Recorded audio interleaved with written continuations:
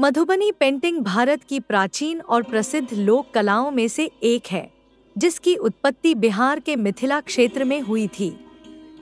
यह कला मुख्य रूप से प्राकृतिक रंगों और हस्तनिर्मित ब्रशों का उपयोग करके हाथों से बनाई जाती है। मधुबनी चित्रकला की खासियत इसमें उपयोग किए जाने वाले ज्योमेट्रिक पैटर्न, धार्मिक कथानक, प्रकृति, लोक कथाएं और पारंपरिक प्रतीक हैं, जो इसे विशिष्ट बनाते हैं। राजा जनक ने भगवान राम और माता सीता के विवाह के लिए महलों को सजाने के लिए चित्रकारों को बुलाया। यह परंपरा तब से चली आ रही है।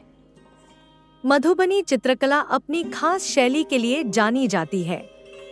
इसमें जीवंत रंगों, जटिल डिजाइनों और बारीक रेखाओं का उपयोग किया जाता है। पेंटिंग की 5 प्रमुख शैलियाँ हैं: भरनी, कचनी, तंत्रिका, कोहबर और गोदना। प्रत्येक शैली की अपनी विशेषता और उपयोग होता है। भरनी में ब्रश से रंग भरने का काम होता है। कचनी शैली, इस शैली में केवल रेखाओं का उपयोग किया जाता है और रंगों का बहुत कम इस्तेमाल होता है। तांत्रिक शैली, इस शैली में तांत्रिक प्रतीकों, मंत्रों और देवी देवताओं का चित्रण किया जाता है। यह धार्मिक अनुष्ठानों और आध्यात्मिक उद्देश्यों के लिए बनाई जाती है। कोहबर शैली शादी समारोह में बनाया जाता है, जिसमें हम लोग कमल, मछली और बांस का चित्र बनाते हैं। यह शुभ का प्रतीक माना जाता है। गोदना शैली, यह शैली शरीर पर बनाए जाने वाले पारंपरिक टैटू डिजाइन से प्रेरित होती है। इसमें ज्यादातर काले रंग और साधारण रेखाओं का उपयोग किया जाता है। मधुबनी चित्रकला में पारंपरिक रूप से प्राकृतिक रंगों का उपयोग किया जाता है। हल्दी, काजल, फूलों और पत्तियों से रंग बनाया जाता है। चित्र बनाने की प्रक्रिया, इस कला को बनाने के लिए कलाकार बांस की कलम या ब्रश का उपयोग करते हैं। पहले चित्र की रूपरेखा बनाई जाती है, फिर उसमें रंग भरे जाते हैं। पहले यह कला घरों की दीवारों और मिट्टी के फर्श पर बनाई जाती थी, लेकिन अब इसे कागज, कपड़ा और कैनवास पर बनाया जाने लगा है। मधुबनी पेंटिंग में कुछ पशुओं को शुभ माना गया है, जैसे मोर, हाथी, तोता, मछली इत्यादि। विकास आयुक्त, हस्तशिल्प, वस्त्र मंत्रालय द्वारा मधुबनी पेंटिंग सहित भारत के पारंपरिक हस्तशिल्पों को संरक्षित और प्रोत्साहित करने के लिए कई योजनाएं चलाई जाती हैं। हस्तशिल्प पहचान पत्र, आर्टिसन कार्ड पात्र शिल्पकारों को मिलता है, जिससे वे सरकारी योजनाओं का लाभ ले सकते हैं। इस चित्रकला में रामायण, महाभारत, देवी देवता, प्रकृति, विवाह समारोह, ग्रामीण जीवन और उत्सवों के दृश्य दिखाए जाते हैं। मधुबनी चित्रकला मुख्य रूप से महिलाओं द्वारा की जाती थी, लेकिन अब पुरुष भी इसमें रुचि लेने लगे हैं।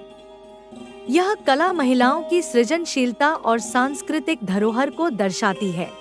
यह कला कई कलाकारों के लिए आय का एक महत्वपूर्ण स्रोत बन गई है। मधुबनी पेंटिंग अब वैश्विक स्तर पर निर्यात की जा रही है।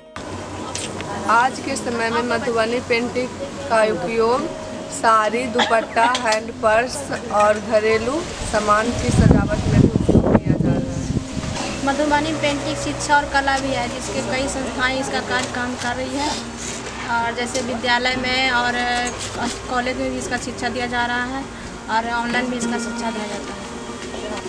मधुबनी पेंटिंग ने विदेशों में भी अपनी पहचान बनाई है, जैसे यूरोप, अमेरिका, फ्रांस, ऑस्ट्रेलिया, ये सब में इस कला की बहुत मांग है। इन सभी शहरों में कई आर्ट गैलरी एवं मधुबनी पेंटिंग की प्रदर्शनी चल रही है। 2006 में मधुबनी पेंटिंग को जीआई टैग प्रदान किया गया, जिससे इसकी मौलिकता को कानूनी संरक्षण मिला। मधुबनी चित्रकला की प्रमुख कलाकारों में सीता देवी, गोदावरी दत्त और बौआ देवी शामिल हैं, जिन्हें राष्ट्रीय और अंतर्राष्ट्रीय पुरस्कार मिले हैं। हम लोग पेंटिंग बाहर एक्सपोर्ट करके अच्छी कमाई कर सकते हैं।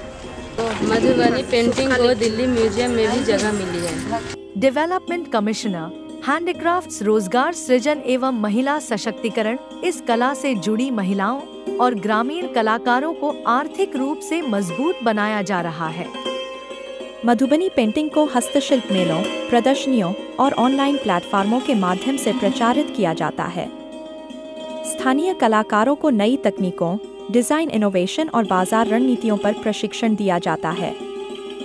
मधुबनी पेंटिंग को व्यापक बाजार, सरकारी योजनाओं और डिजाइन नवाचारों से जोड़ा गया है, जिससे यह कला न केवल भारत में बल्कि अंतर्राष्ट्रीय स्तर पर भी लोकप्रिय हो रही है।